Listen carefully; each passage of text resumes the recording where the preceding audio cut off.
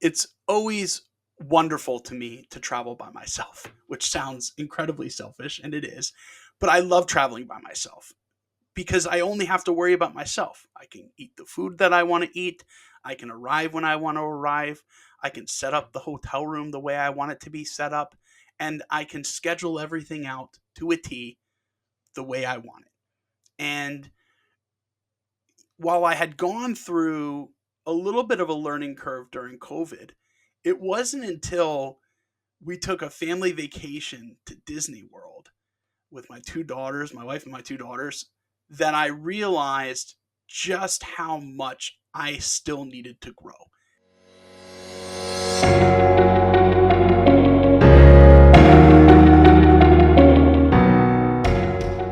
Hello, and welcome to Enter the Nebula, episode 22. My name's Mike Ergo, and this week I want to talk to you about something that I need to be mindful of myself on a daily basis, and something that I used to really struggle with. And I want to talk to you about how I got through some of those struggles and to where I am today, and what am I doing moving forward in regards to relinquishing control. And for me, growing up, it was something I always struggled with. I wanted to know the plan. I wanted to be in charge or have a say. And I really have some OCD type tendencies when it comes to being prepared and organized in order to maintain some sense of control, especially when I'm in situations that are outside my control. One of the biggest situations that we all went through across the world was COVID, and the amount of mental anguish and struggle that I went with internally to try and prepare my family and myself was insane, because there's only so much we could have done and what we could do.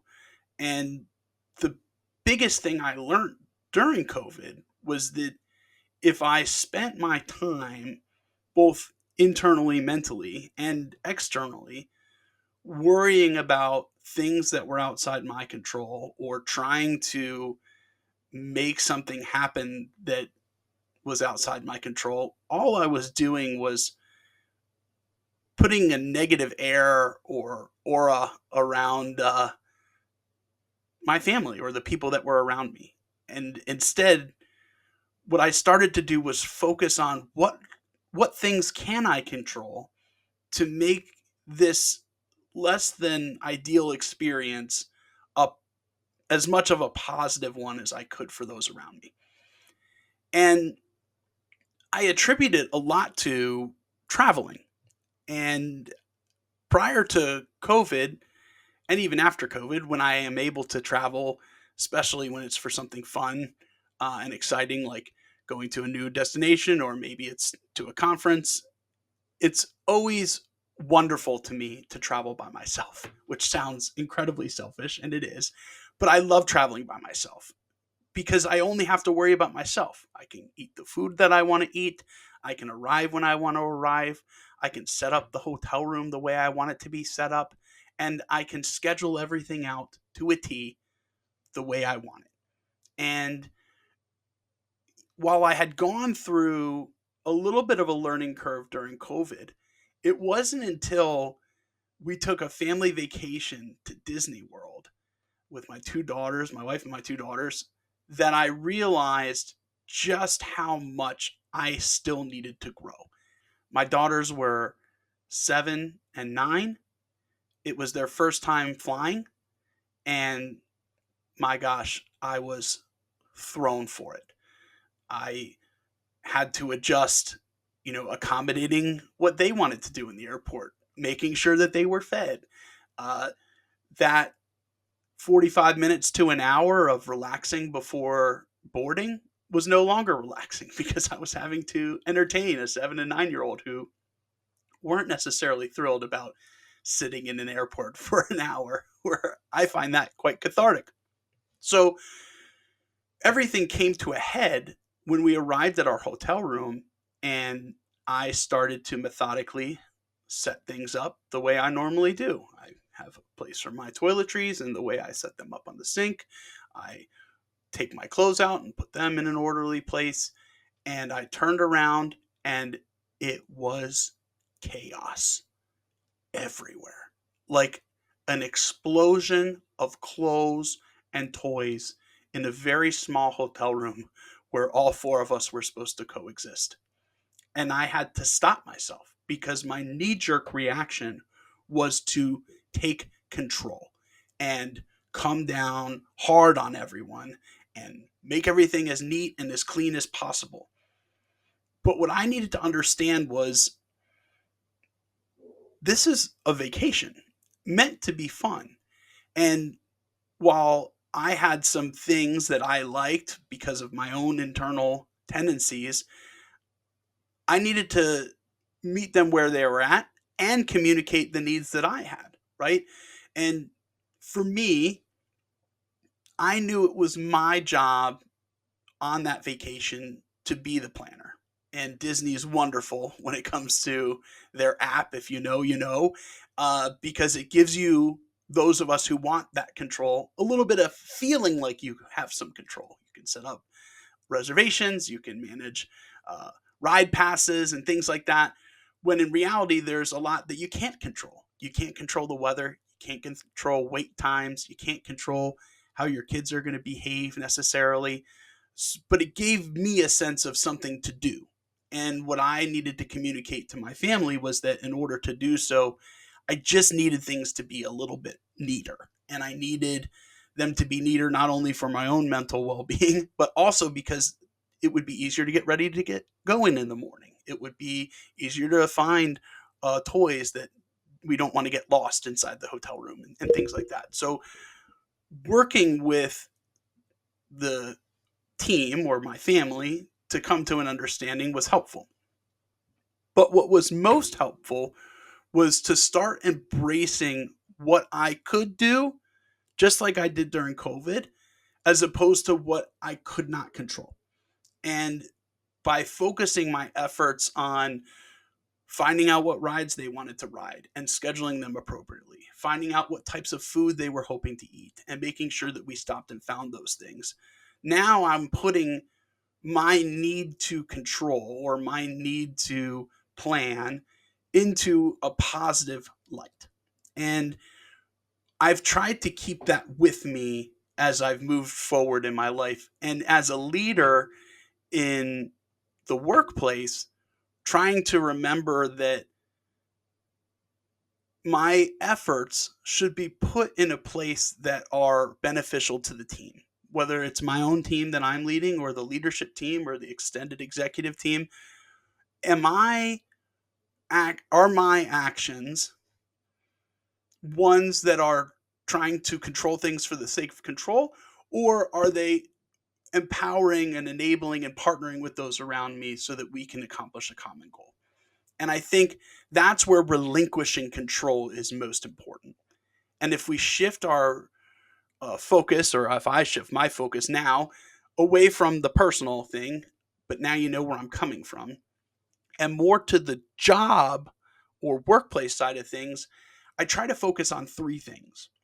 And the first is relationships. In my personal life, it's very easy. I have a great relationship with my wife and my kids, and they know me, they know where I am, they know where I'm coming from. So when we have things like that in the hotel room, it's easy to sit down and have those conversations. In the workplace, if you're not intentional in building those cross functional, meaningful relationships with your team and with the larger organization, when things go awry or there are bumps in the road, having those conversations to understand where someone can make an impact or where I can make an impact become more difficult. It also is more difficult to trust your employees or those around you when you don't have those relationships. And in my mind, the biggest weapon when it comes to battling that need to be in control is trust.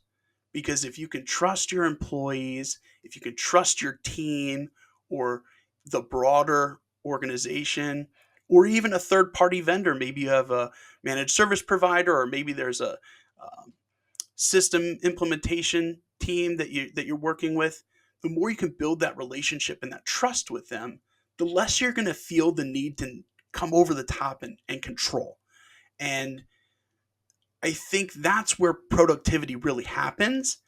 And you can feel like you're not in this constant need to be on top of things. In my life, when it comes to my personal life, like dealing with COVID and going on these vacations and all of the unknowns that can happen, planes being delayed, I rely and trust on a higher power, and I try to keep religious things and politics out of a lot of my content. But for me, that's how I handle um, and have come to really embrace what I can't control in my life.